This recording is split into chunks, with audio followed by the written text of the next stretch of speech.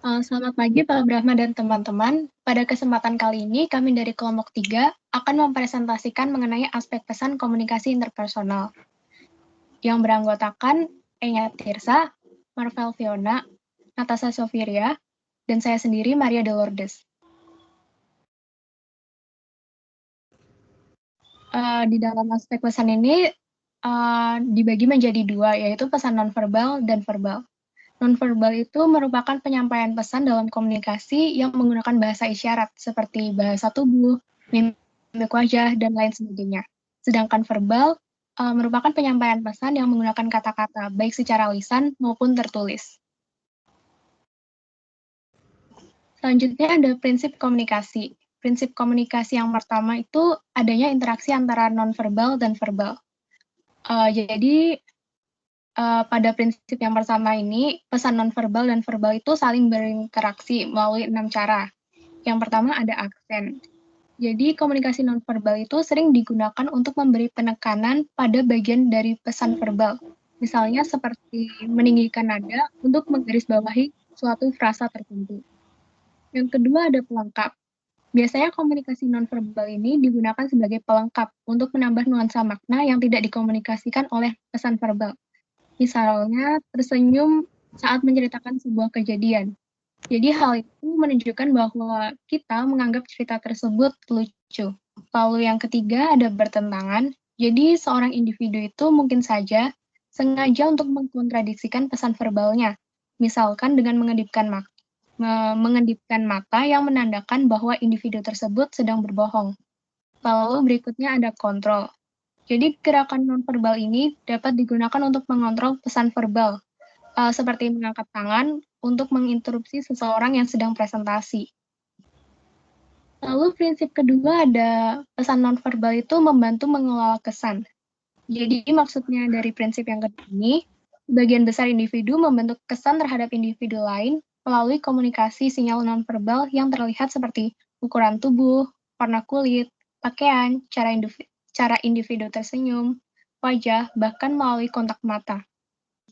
Beberapa contoh diantaranya itu misalnya seperti ini. Agar terlihat ramah, seorang individu tuh akan tersenyum atau berjabat tangan dengan hangat. Lalu yang kedua ada agar dapat dipercayai orang lain, itu nanti seorang individu biasanya akan menggunakan kontak mata yang terfokus dan sikap yang tegas. Lalu prinsip yang ketiga, pesan nonverbal membantu membentuk hubungan. Maksud dari prinsip ketiga ini adalah pesan nonverbal juga mampu menyampaikan hubungan apa yang terjadi di antara individu. Misalnya sepasang laki-laki dan perempuan yang saling menggenggam tangan serta menggunakan sepasang cincin. Maka dapat dipastikan mereka memiliki hubungan yang spesial. Lalu prinsip yang keempat yaitu percakapan struktur pesan nonverbal.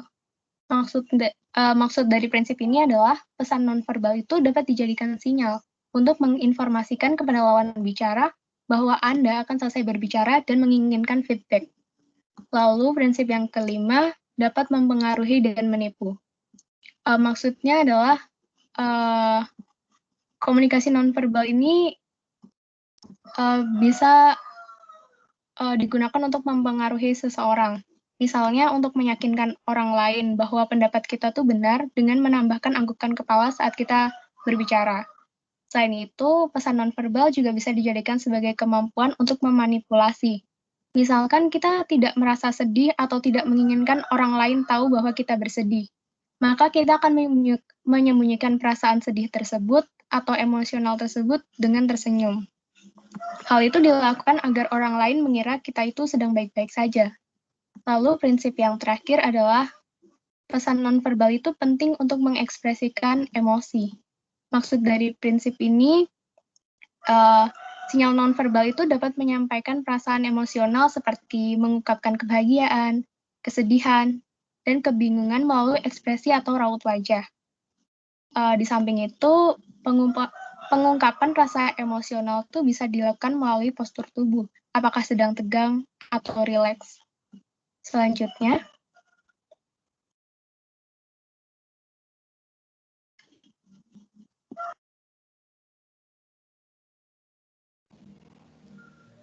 Baik, selanjutnya ada jenis-jenis komunikasi nonverbal. Yang pertama ada bahasa tubuh atau gerak tubuh. Ini ada di dalamnya ada lambang yang merupakan pengganti kata-kata seperti tanda nonverbal. Untuk kata oke, kita menggunakan ibu jari dan ibu telunjuk membentuk lingkaran, sebuah lingkaran. Lalu yang kedua, di dalam bahasa tubuh itu ada ilustrator sama dengan mengilustrasikan pesan verbal. Misalnya kita mengatakan ayo naik sambil menggerakkan kepala dan jari kita ke atas. Lalu yang selanjutnya di situ ada adaptors. Ini untuk memenuhi kebutuhan kita dan biasanya tanpa kita sadari gitu. Terjadi tanpa kesadaran. Ada 3 adaptor. Yang pertama self-adaptor, memenuhi kebutuhan fisik yang berfungsi untuk membuat kita nyaman. Seperti misalkan menggarukkan kepala untuk menghilangkan rasa gatal. Lalu ada alter adaptor, yaitu menggerakkan gerakan tubuh yang digunakan sebagai respon terhadap interaksi kita. Contoh menyilangkan tangan di depan dada ketika seorang yang tidak kita suka atau kenal tuh mulai mendekat. Lalu yang ketiga ada adaptor objek, yaitu melibatkan manipulasi kita terhadap beberapa objek. Contohnya mengklik ballpoint atau mengunyah pensil, hal ini menandakan perasaan negatif kita, seperti merasa bermusuhan atau lagi kesal sama orang. Lalu ada penampilan tubuh juga. Di situ tubuh bisa berkomunikasi bahkan tanpa verbal. Penampilan ini berdasarkan warna rambut, warna kulit, tinggi, dan berat badan. Misalkan, tubuh kita mengungkapkan ras kita. Rambut kita misalnya menunjukkan bahwa kita peduli terhadap penampilan yang up to date. Lalu yang kedua ada ekspresi wajah. Wajah kita dapat menandakan emosi kita. Ada 8 emosi, yaitu kebahagiaan, kejutan, ketakutan, kemarahan, kesedihan, jijik, penghinaan, dan minat.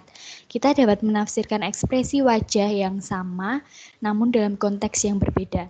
Misalkan, ketika wajah yang tersenyum disandingkan saat melihat wajah yang muram, wajah yang tersenyum itu akan dinilai mengejek.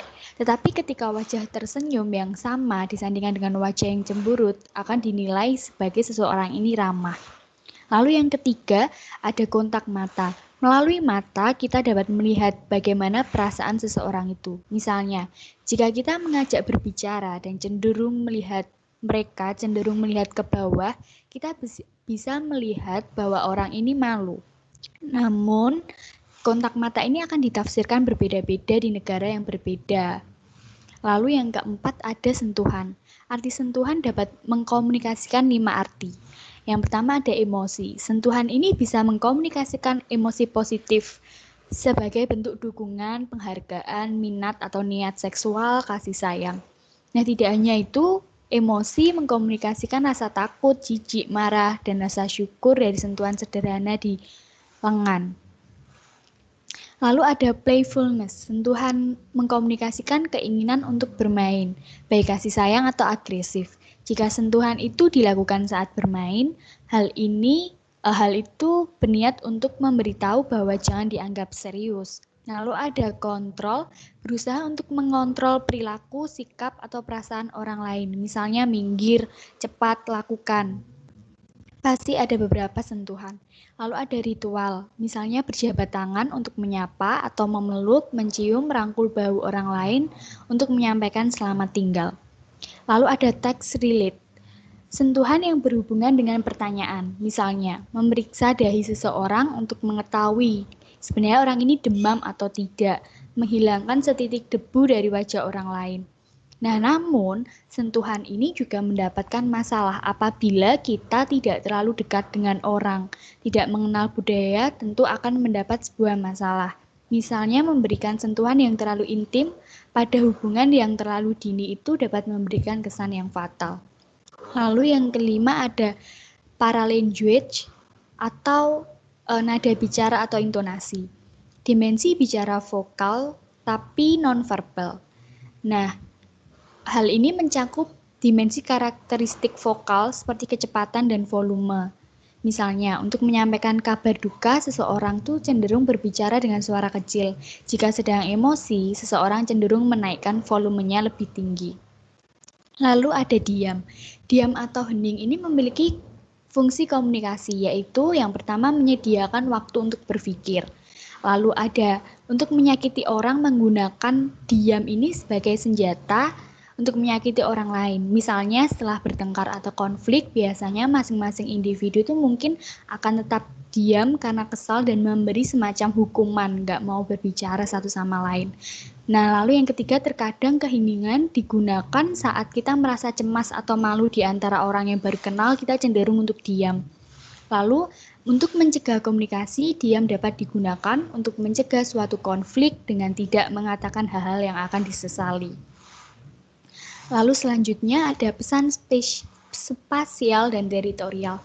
Nah, ruang merupakan faktor penting dalam melakukan komunikasi antar pribadi. Seseorang secara tidak sadar memberikan jarak terhadap interaksinya agar dirinya sendiri memiliki kenyamanan dan perlindungan. Jika kita merasa sangat dekat dan nyaman dengan dia, maka kita akan berinteraksi lebih dekat.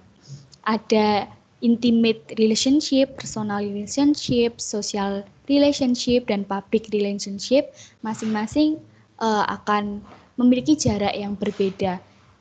Secara simpelnya, kalau intimate kita akan lebih dekat, personal rada jauh, social relationship rada jauh, bahkan public relationship itu akan lebih jauh lagi. Lalu ada artefak, benda atau objek. Artifaktual merupakan pesan yang disampaikan oleh objek yang dibuat oleh tangan manusia. Contohnya dekorasi ruang.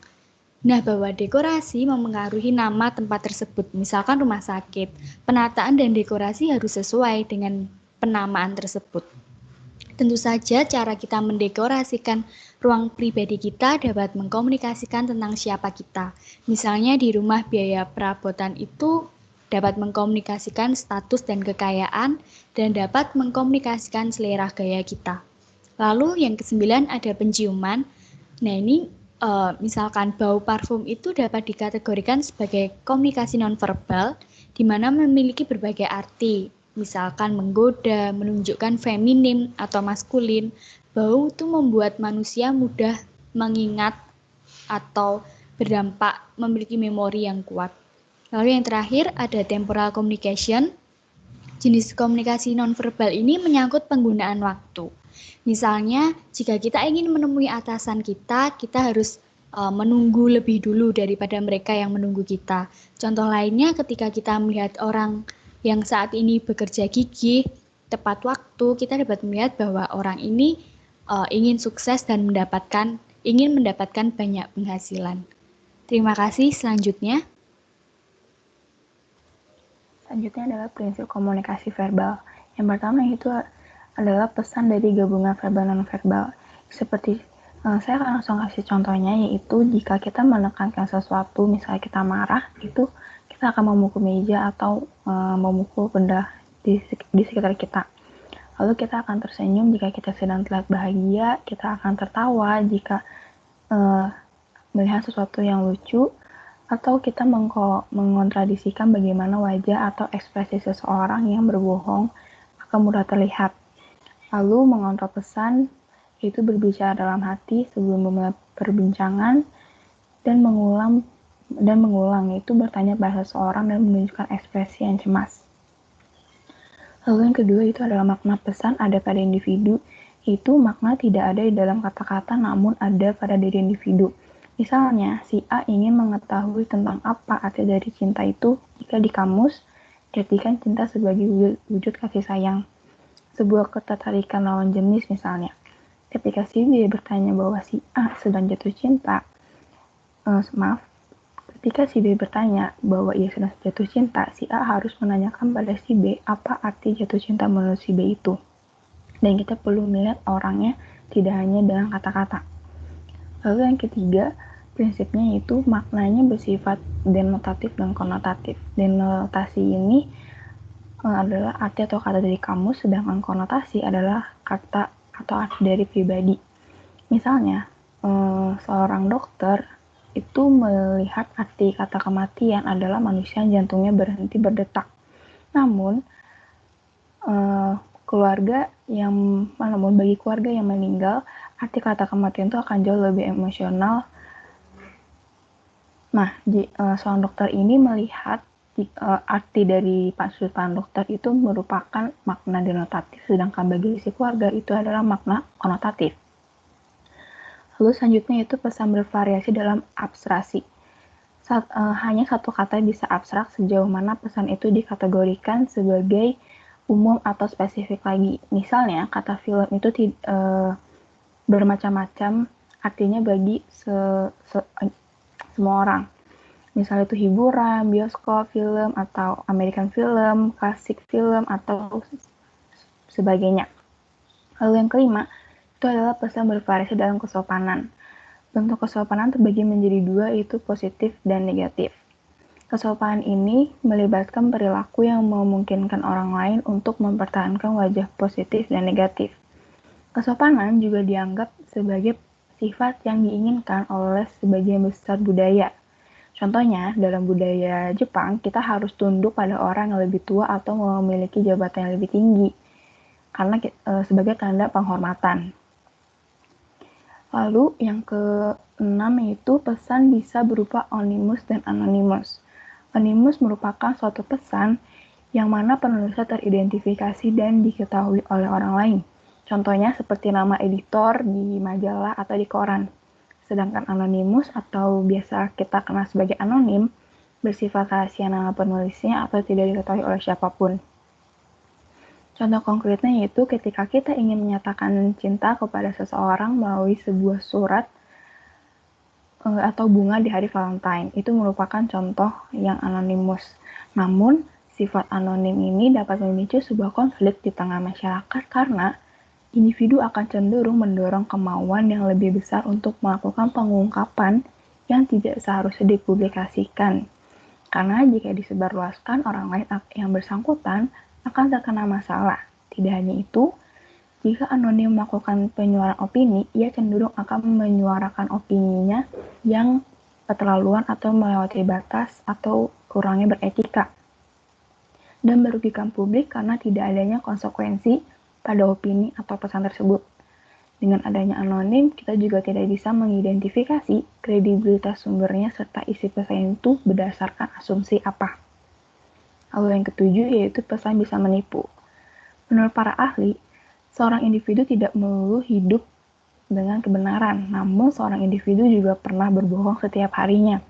Dengan kata lain, kita pasti pernah melakukan kebohongan yang lebih dari satu kali dalam satu harinya. Berbohong melibatkan pengiriman semacam pesan dan atau nonverbal.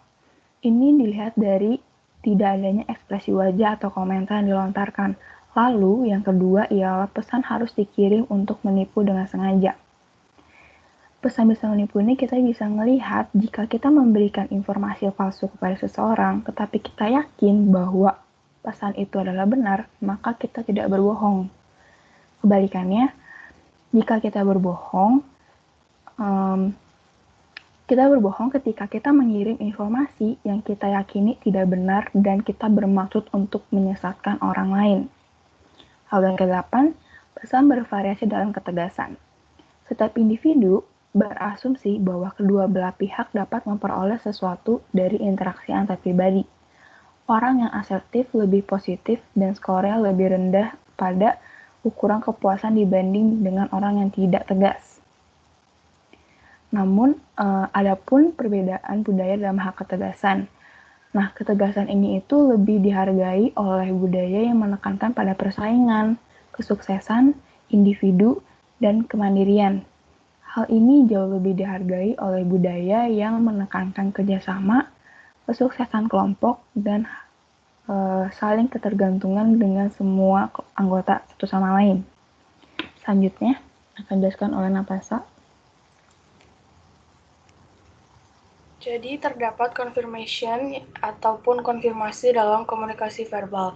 Yang pertama yaitu mengakui kehadiran atau kontribusi orang lain dengan mendukung ataupun memperdulikan permasalahan yang dikatakan oleh orang lain. Yang kedua, menciptakan kontak nonverbal dengan melakukan kontak mata saat diperlukan, menyentuh, memeluk, ataupun mencium, atau memahami satu sama lain. Yang ketiga ada dialog, yang merupakan komunikasi di mana kedua orang adalah pembicara dan juga pendengar. Keduanya berkaitan dan keduanya menghormati satu sama lain. Yang keempat adalah menunjukkan pemahaman kepada apa yang orang lain katakan ataupun maksud, dan merefleksikan pemahaman tentang apa yang kedua orang tersebut katakan. Saat ragu, kemudian orang tersebut dapat menanyakan pertanyaan. Yang kelima, mendukung, yaitu mendukung orang lain untuk mengekspresikan perasaan aslinya dengan cara menunjukkan antusiasme dan menanyakan pertanyaan. Yang keenam, merespon langsung dan eksklusif kepada apa yang orang lain katakan. Selanjutnya ada disconfirmation atau diskonfirmasi dalam komunikasi verbal.